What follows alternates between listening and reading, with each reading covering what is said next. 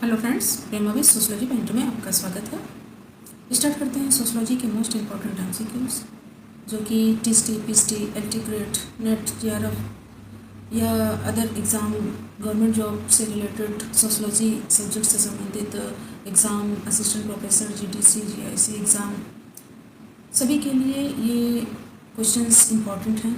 लेकिन अगर हम ज़्यादा यानी मोस्ट इम्पॉर्टेंट की बात करें तो TST, PST, LT grade exams sociology related के लिए मोस्ट इम्पॉर्टेंट है। तो हम चलते हैं आगे की एमसीक्यूज़ को हल करते हैं और बहुत ही इम्पॉर्टेंट यानी कि बहुत ही महत्वपूर्ण प्रश्नों का संकलन है, चुनिंदा प्रश्नों की श्रृंखला है। तो इसे ज़रूर से ज़रूर आप लोग पढ़ें और चैनल को लाइक, शेयर, सब्सक्राइब भी अवश्य करें, क्योंकि चैनल को आप सब्सक्राइब करेंगे तो मुझे मोटिवेशन मिलेगा और मैं आप लोगों तक इसी तरीके से सोशोलॉजी से संबंधित जानकारियाँ देती रहूँगी। चलिए स्टार्ट करते हैं और क्वेश्चन की तरफ चलते हैं। तो क्वेश्चन जो इस समय है, क्वेश्चन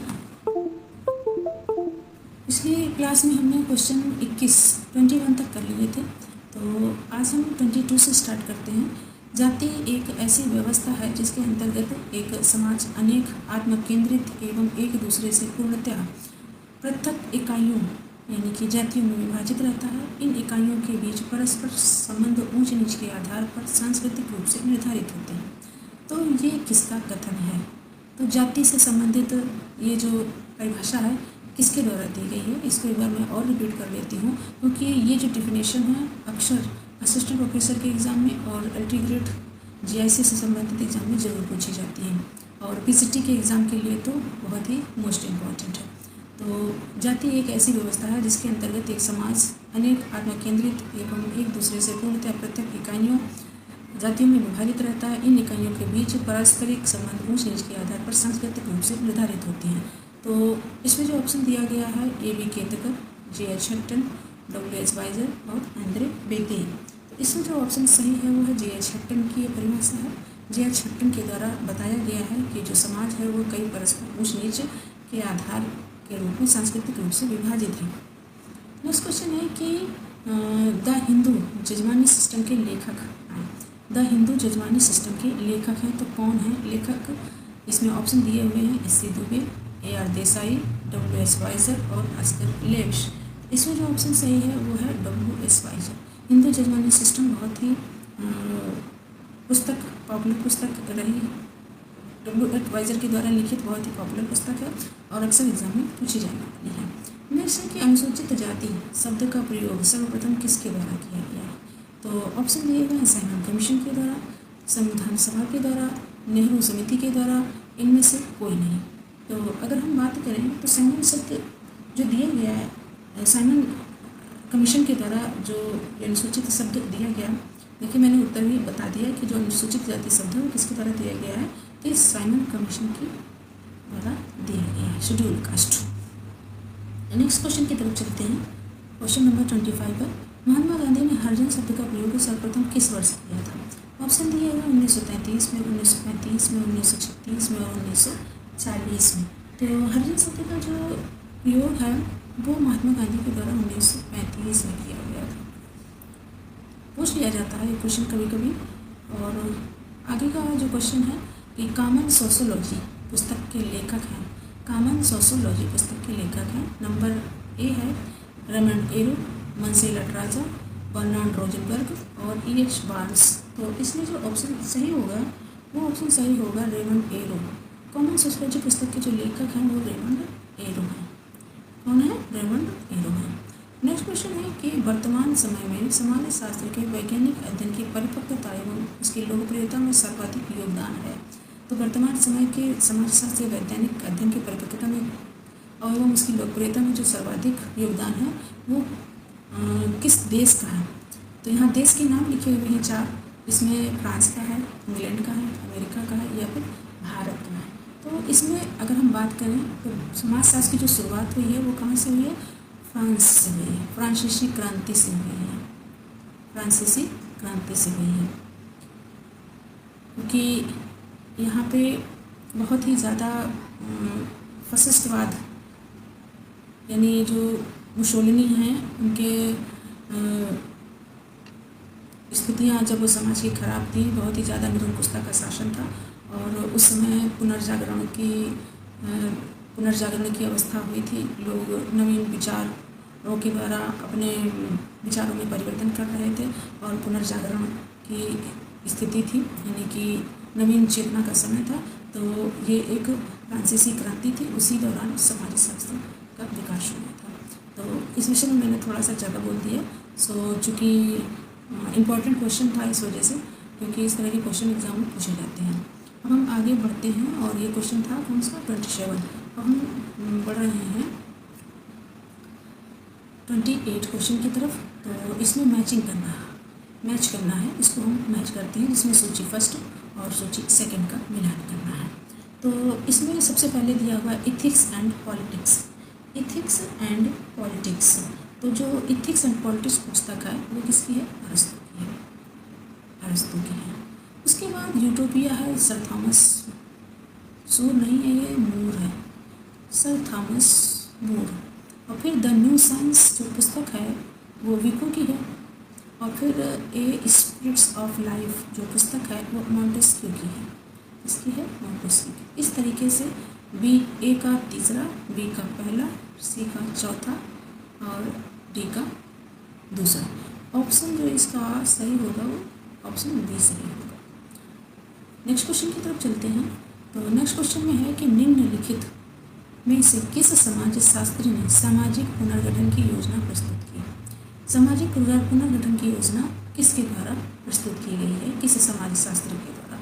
ऑप्शन है Emanuel Durkheim, Karl Marx, Herbert Spencer और अगस्ट कम्टे।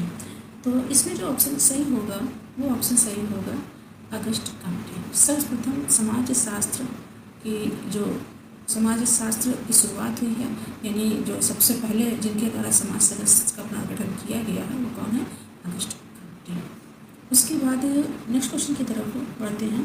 तो नेक्स्ट क्वेश्चन है कि प्री कैपिटलिस्ट इकोनॉमिक फॉर्मेशन नामक पुस्तक के लेखक हैं कौन है?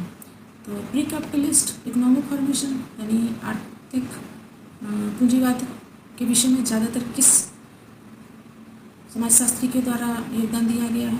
ऑप्शन है Karl Marx, Max Weber, Hegel और इनमें से कोई नहीं। तो इसमें क्या है कि जो ऑप्शन है ए सही होगा, ठीक है, कार्ल मार्क्स। नेक्स्ट क्वेश्चन है कि भूदान आंदोलन केवल भूमि संग्रह और भूमि वितरण मात्र ही नहीं है, यह तो संपूर्ण सामाजिक, राजनैतिक, आर्थिक क्रांति की दिशा में पहला कदम है। यह व्याख्या किसके द्वारा दी गई? बहुत ही ज़्यादा इम्पोर्टेंट क्वेश्चन है ये, और ये मान के चलिए कि इसमें स्टार लगा लीजिए, इसमें इस क्वेश्चन में स्टार लगा लीजिए। इसमें ऑप्शन दिए हुए हैं जेपी नारायण के द्वारा, विनोबा भावे के द्वारा और एम.के. गांधी के द्वारा या फिर ज्योतिबा फुले के द्वारा। तो इसमें जो ऑप्शन सही है वो भूदान आंदोलन किसके द्वारा चलाया गया था? ज्योतिबा फुले के द्वारा, विनोबा भावे के द्वारा। इसमें गलती हो गई, ये भूदान आंदोलन किसके द्वारा चलाया गया था? विनोबा भावे के द्वारा। ये ऑप्शन मैंने गलत बता दिया है, इसको मैं इरेज कर देती हूँ। तो इसमें जो ऑप्शन सही है वो है विनोबा भावे, ऑप्शन इसका बी सही है। अगर हम नेक्स्ट क्वेश्चन की बात करें तो नेक्स्ट क्वेश्चन में धर्म, विश्वासों और व्यवहारों से आबाद लोगों का एक नैतिक समूह है। यह मत किस विद्वान का है? तो इसमें धर्म, विश्वासों और व्यवहारों से आबाद लोगों का एक नैतिक समूह है। ये बहुत ही महत्वपूर्ण डेफिनेशन है, किसके द्वारा दी गई है? तो दुर्खिम के द्वारा, टाइलर के द्वारा, फ्रेजर के द्वारा या फिर स्पेंसर के द्वारा। तो इसमें जो अगर हम बात करें तो ये जो डेफिनेशन है वो नैतिकता की बात, धर्म को लेकर नैतिकता की बात कौन करते हैं? तो दुर्खिम करते हैं। ऑप्शन इसमें जो है ए सही है। अगर हम नेक्स्ट क्वेश्चन की बात करते हैं कि ग्रामीण शक्ति संरचना के परंपरागत स्वरूप एवं उनमें उत्पन्न वर्तमान परिवर्तनों को स्पष्ट करने हेतु तंजौर जिले के श्रीपुरम गांव का अध्ययन किसने किया है? इम्पॉर्टेंट है कि तंजौर जिले के श्रीपुरम गांव का अध्ययन किस समाज शास्त्री के द्वारा किया गया है? ऑप्शन है हेनरी मैन, मैकिन मैरिट, अंद्रे बेते और एसी मैयर। तो तंजौर जिले का जो अध्ययन किया है वो अंद्रे बेते के द्वारा किया गया है, ऑप्शन इसका सी सही है। नेक्स्ट क्वेश्चन की बात करें तो निम्नलिखित में कौन सा कथन आंतरिक प्रवचन के संदर्भ में सत्य है? क्या पूछ रहा है, आंतरिक प्रवचन के संदर्भ में शब्द है। तो कौन सा ऑप्शन सही होगा?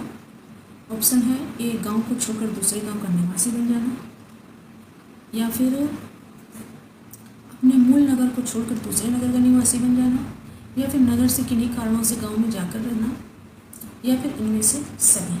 तो अगर हम बात करें तो ये सभी कारण होते हैं किसके, आंतरिक प्रवर्जन के। तो इसमें ये भी सही है कि एक गांव को छोड़कर दूसरे गांव में, यानी गांव से गांव हो गया।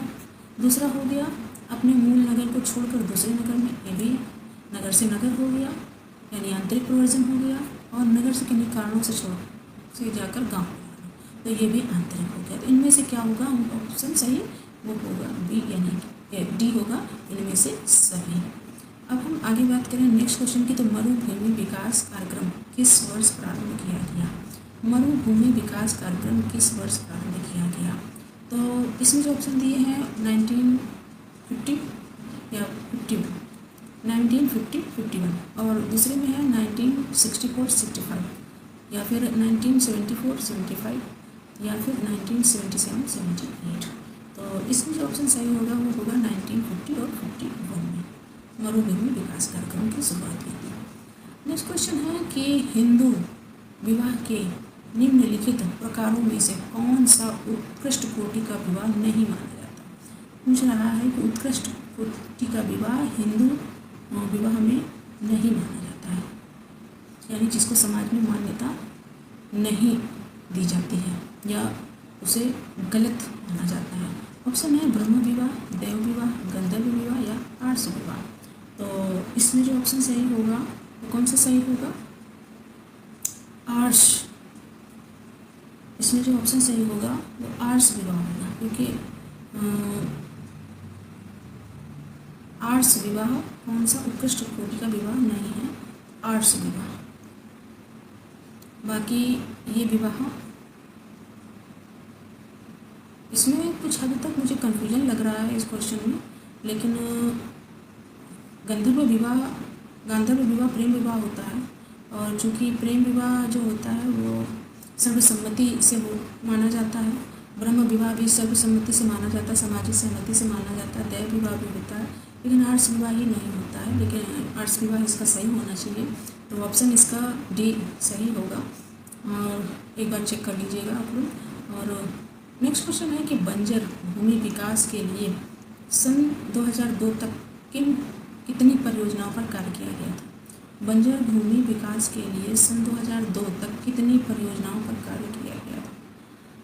तो पूछा जा रहा है कि 2002 तक बंजर भूमि विकास के लिए कितनी परियोजनाओं पर काम किया गया। ऑप्शन है 412, 420, 421 और 423।